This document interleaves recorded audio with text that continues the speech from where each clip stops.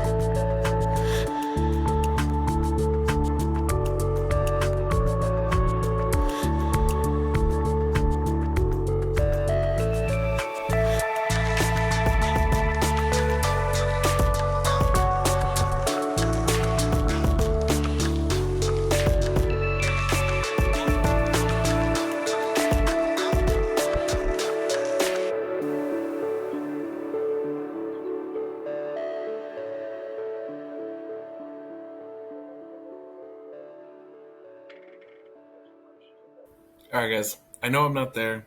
I know it's super frustrating. I get it, trust me. Um, we got to do a better job of cleaning up this stuff. I know it's probably only one person or something like that, but this is just a good reminder. Acrylic dries pretty permanent. So if it dries on those brushes, dries on that palette, dries in the sink, it's extremely hard to get it out. Most of the time, we just have to throw the brushes in the trash. So we got to do a little bit better job cleaning up after this stuff. All right? So far, I have gotten two people's ideas, which is not much out of a class of nine, about what they want to do for their project, for their theme through the whole thing, through the guiding question. Um, One of them is regression and progression, like how things grow or degrade over time, which is a really interesting way to take it. Um, it really gives you an opportunity to say start with more primitive materials like charcoal or more primitive like rough paper and stuff like that and get more fine as you go along, like the progression of time. So it lets you like manipulate the materials to match the thought process, which can really be an interesting idea and really go some interesting ways, let alone like the style with which you draw or just the theme of it. There's a lot that can be done in there, and I want you guys to think about that. How and when can you use materials to represent your idea?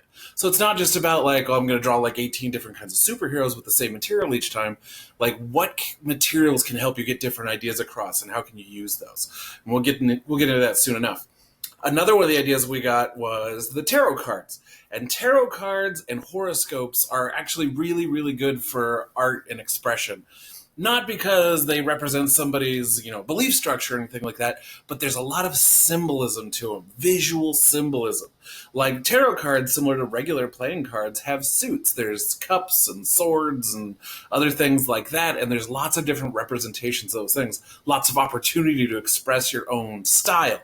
So I'm going to go through a lot of different artists, different interpretations of tarot cards to show you what I'm talking about, and kind of give you some idea of how you can take these ideas and expand on them and bring your own style to them. Okay. All right. So here's the first one. It's clearly got kind of a goth aesthetic. There's a lot of detail around the outside. This would be called Art Deco, kind of like Mucha artist who does a lot of those like 1920s looking prints and stuff like that. It's clearly inspired by those, especially with the designs around the outside. Same with these, but these are all different artists, different ways of taking it. Like the Queen of Cups, you can see there's a limited palette that kind of goes into this oceanic kind of style of it with seahorses and bowls and stuff. The one next to it clearly has a much darker aesthetic, harsher black lines. It just depends on how you want to take it and your representation of these things. These ones have a very limited palette. They have gold, black, and white. That's all they have to work with. But clearly, they're very skilled in that. Really know how to work their lines and how to use them minimally. Some more. That one, you can see there's a Star Wars one right there with Rey and Kylo Ren. Then you have the Tower one next to that, which is pure black and white. So there's a lot of visuals you can cram into these. And because the cards themselves have meaning that you can look up, it really helps inform and educate your art that you know that there's supposed to be this meaning behind them. There's a couple people who, this one over here, they actually used like the kind of circular paper, which again is using the materials to tell part of the story. It's a really good thing to experiment with because this is supposed to be an exploration. What can you do with the materials beyond just drawing something straight? What can you do to affect it that's going to help tell your story? A few more that are a little more graphic, a little more comic booky. But that's about it, guys. So I hope these have shown you that there is a wide range of things available.